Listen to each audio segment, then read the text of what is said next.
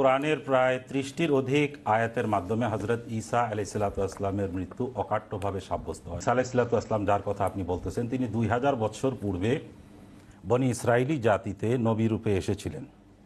তো এখন তিনি যদি জীবিত থেকেই থাকেন, তার কথা পবিত্র কোরআনে থাকতে হবে। আর পবিত্র কোরআনে যদি থাকে, আমাদের আহমদিয়া জামাতের, আমরা যারা আহমদি, আমাদের মানতে কোনো সমস্যা নেই।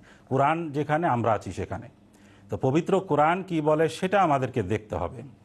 যে কোনো ফেরকার কোরআন শরীফের অর্থই হোক না কেন, সব জায়গায় একই অর্থ ধরলে আলী ইমরানের ১৪৫ নম্বর আয়াত, আউযুবিল্লাহি মিনাশ শাইতানির রাজিম, ওয়ামা মুহাম্মাদুন ইল্লা রাসূল কাদ খালাত মিন কাবলিহির রসুল।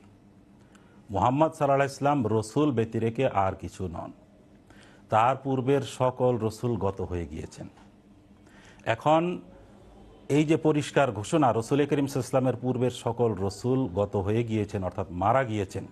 তো ঈসা আলাইহিস সালাম যেহেতু রসুল করিম সাল্লাল্লাহু আলাইহি ওয়াসাল্লামের ৬০০ বছর পূর্বের একজন রসুল, তো তিনিও এই আয়াতের ঘোষণা অনুযায়ী তিনি মারা গিয়েছেন। এখন আপনি যে কোনো ফিরকার, সেটা সুন্নি হোক, শিয়া হোক, যে কোনো ফিরকারই হোক, তর্জমা একই। এই তর্জমাকে কেউ খণ্ডন করতে পারবে না। কাদ খালাত মিন কাবলিহির রসুল।